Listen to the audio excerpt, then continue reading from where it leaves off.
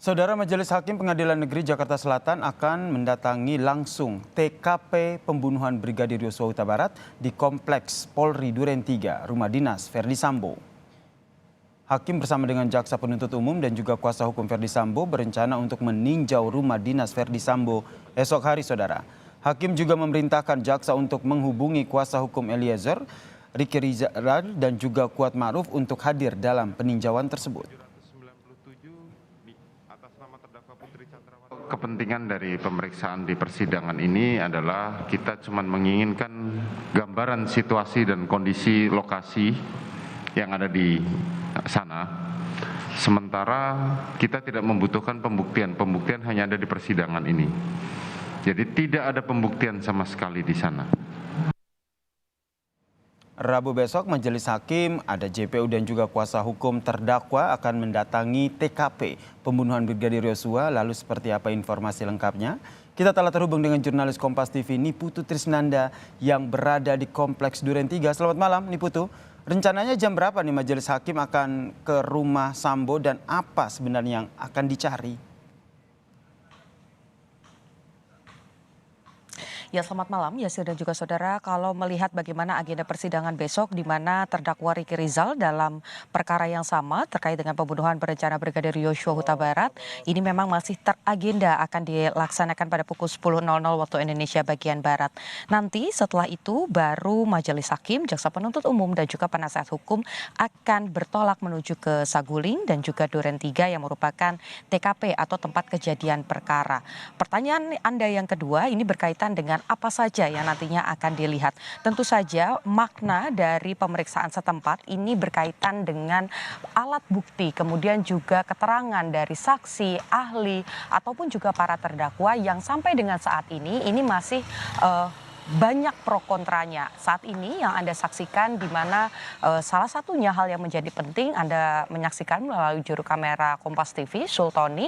Ini merupakan CCTV yang berhasil merekam cuplikan di mana Verdi Sambo nampak turun dari mobil, kemudian dibantu oleh Romer untuk kemudian masuk ke rumah Duren 3 sebelum penembakan terjadi.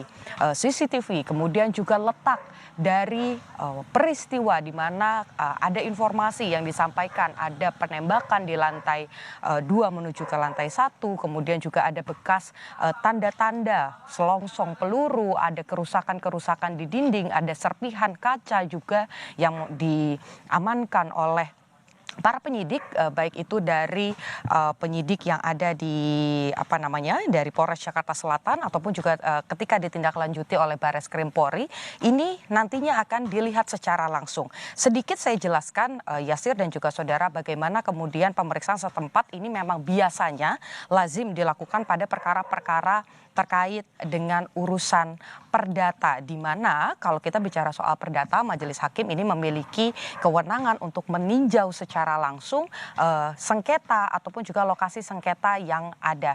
Nah, untuk di pidana sendiri sebetulnya Majelis Hakim memang tetap memiliki kewenangan ini, di mana kalau kita berbicara terkait dengan kewenangan Majelis Hakim, meskipun permintaan ini berangkat dari penasehat hukum, tetapi nantinya ini menjadi pertimbangan dari Majelis Hakim untuk menentukan vonis mana yang paling pas untuk para terdakwa. Karena kalau kita berbicara soal perkara pembunuhan Brigadir Yosua, pasal 340 ini ada beberapa sanksi, mulai dari pidana 20 tahun, pidana seumur hidup, bahkan ada sanksi hukuman mati. Ini yang juga nanti akan menjadi pertimbangan dari Majelis Hakim. Mengapa kemudian Jaksa Penuntut Umum dan juga penasehat hukum perlu hadir di lokasi, yakni di Saguling dan juga di Duren 3, karena ini nantinya menjadi pertimbangan juga, menjadi materi yang akan dimasukkan. Kalau untuk Jaksa Penuntut Umum akan dimasukkan ke dalam tuntutan, kemudian untuk penasehat hukum ini nantinya akan dimasukkan dalam pembelaan. Siapa saja yang dihadirkan? Kalau yang meminta adanya pemeriksaan setempat ini adalah penasihat hukum dari Verdi Sambo dan juga Putri Chandrawati, tetapi karena ini berkaitan dengan perkara pembunuhan Brigadir Yosua Huta Barat pada 8 Juli 2022, maka seluruh terdakwa, penasehat hukum ini akan, maksud kami seluruh penasehat hukum dari masing-masing terdakwa ini akan dihadirkan.